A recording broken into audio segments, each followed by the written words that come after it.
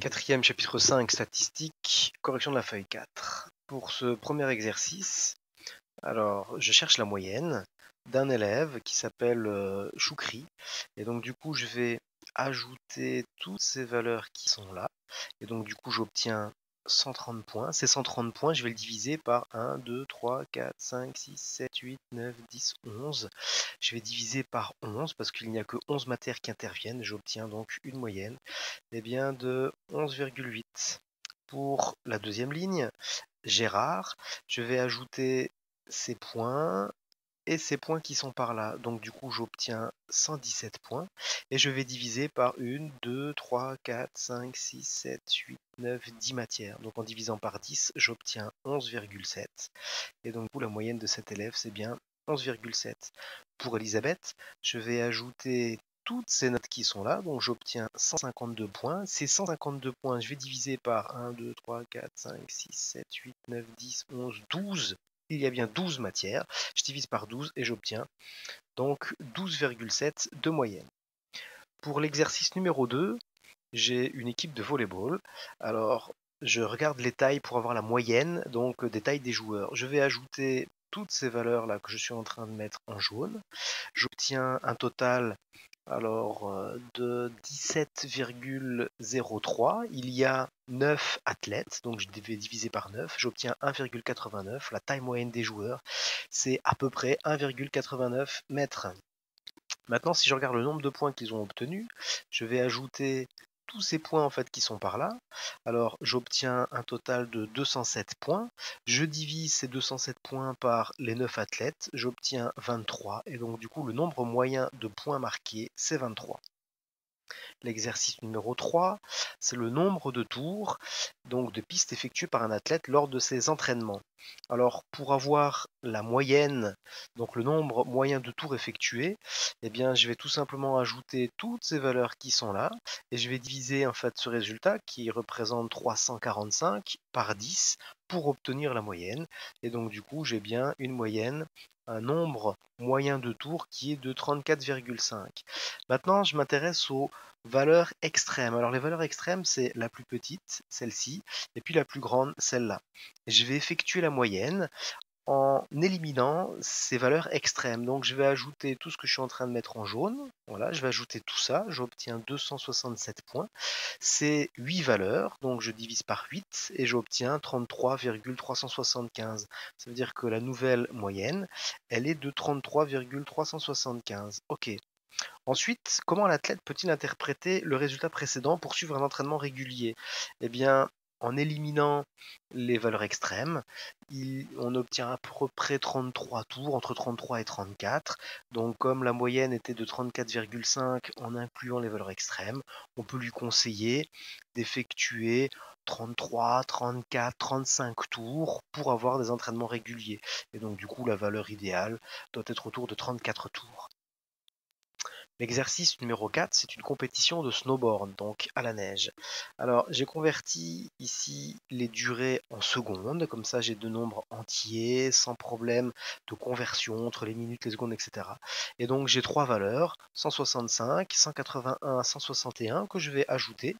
J'ai trois valeurs, donc je divise par 3 pour avoir la moyenne, et j'obtiens 169. Donc ça veut dire que le temps moyen pour les descentes, pour le slalom, c'est de 169 secondes. Je divise par 60, ce qui correspond à 2 minutes 49. Maintenant, ce sont des points en ce qui concerne des figures. Alors j'ai 187 points, 236 points, 192 points que je vais ajouter. Ce nombre de points, en fait, je le divise par 3 parce que j'ai 3 valeurs et j'obtiens 205. Ça veut dire qu'en moyenne, Tom a obtenu 205 points. Pour cet exercice 5, ça concerne un jeu télévisé, 100 questions ont été posées, 20 personnes dans la tranche 14 ans et moins, 20 personnes dans la tranche 15-19 ans, etc.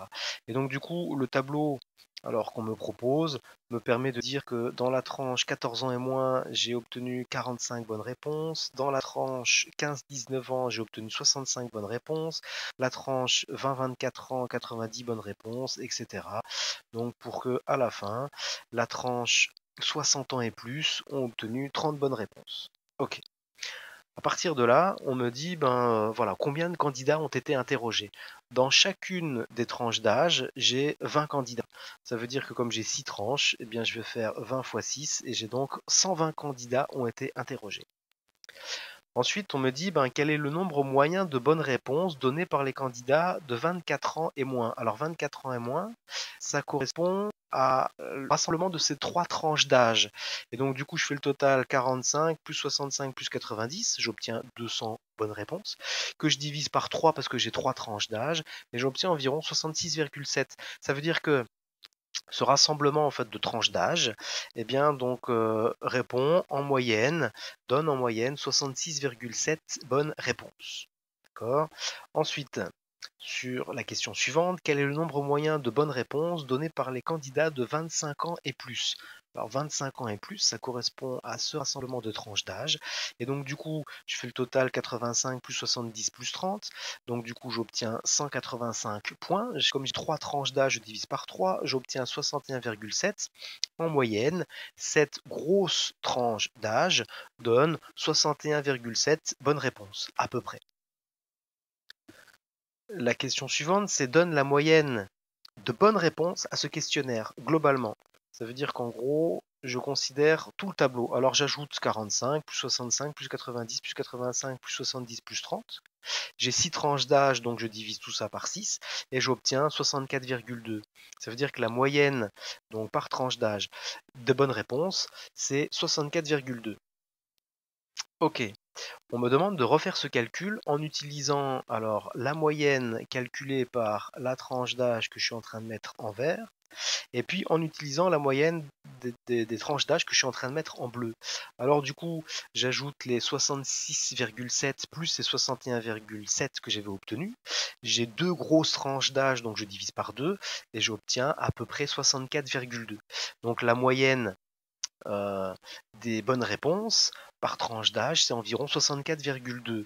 Alors par rapport au calcul précédent, ce sont les mêmes moyennes, en faisant bien attention en fait à ce que les calculs sur les moyennes, voire même aussi sur les pourcentages, ne sont pas toujours aussi simples que ça. En tout cas, dans ce cas-là, ce sont les mêmes moyennes. Ensuite, l'exercice numéro 6, nous avons donc une épreuve, un rallye mathématique avec des points. Aline a obtenu 12 points, 24 points, 22, 16 points, 34 points et 23 points. Pour calculer sa moyenne, j'ajoute tous ces points. Comme il y a 6 épreuves, je divise par 6 et j'obtiens une moyenne d'environ 21,8 points par épreuve. Maintenant, j'observe les résultats de Sébastien. J'ajoute 14, plus 17, plus 23, plus 15, plus 32, plus 26. Et donc, je divise toujours par 6 parce qu'on est sur 6 épreuves. J'obtiens 21,2 en moyenne, points par épreuve. Donc, oui, Aline a une moyenne qui est supérieure à celle de Sébastien, donc moyenne de points par épreuve. C'est marqué lors des résultats, Sébastien est devant Aline. Est-ce que c'est possible? Alors, oui, c'est possible si on considère que, par exemple, cette épreuve-là, eh bien, où Sébastien a plus de points, on va également regarder, par exemple, cette épreuve qui est là. Si c'est, par exemple, ces 2 épreuves qui sont en jaune valent plus de points, ont un coefficient donc qui est plus important, donc, eh bien, dans ces cas-là, en fait, Sébastien peut passer devant en utilisant des moyennes pondérées, en utilisant des coefficients, en fait, inégaux sur chacune des épreuves. L'exercice numéro 7, j'ai 3 valeurs qui doivent me donner une moyenne de 15. Donc ça veut dire que 10 plus ce que je cherche plus 7, ici, quand je le divise par 3 parce que j'ai 3 valeurs, doit me donner en fait la moyenne que je cherche, c'est-à-dire 15. Donc ça veut dire que 10 plus ce que je cherche plus le 17, je dois obtenir comme valeur 45. Il suffit de faire 45 moins 10 moins 17 pour obtenir le 18 qui me manque. Je peux vérifier 10 plus 18 plus 17 divisé par 3, on obtient bien 45. On obtient 15, pardon. Ensuite, pour l'exercice suivant, c'est 13 plus la valeur qui me manque, plus 2, plus 8, plus 4. Donc ce total des points à diviser par 5, parce que j'ai 5 valeurs, doit donner 8. Et donc du coup pour ça, ça veut dire que 13 plus ce qui me manque, plus 2, plus 8, plus 4, c'est-à-dire doit être égal à 40. Et donc si ça doit être égal à 40, il suffit tout simplement que je fasse 40 moins 13, moins 2, moins 8, moins 4 pour obtenir la valeur 13. Et donc je peux vérifier avec 13, plus 2, plus 8, plus 4. Et donc ces 5 valeurs-là, quand je divise par 5, j'obtiens bien en fait ma valeur 8 en moyenne.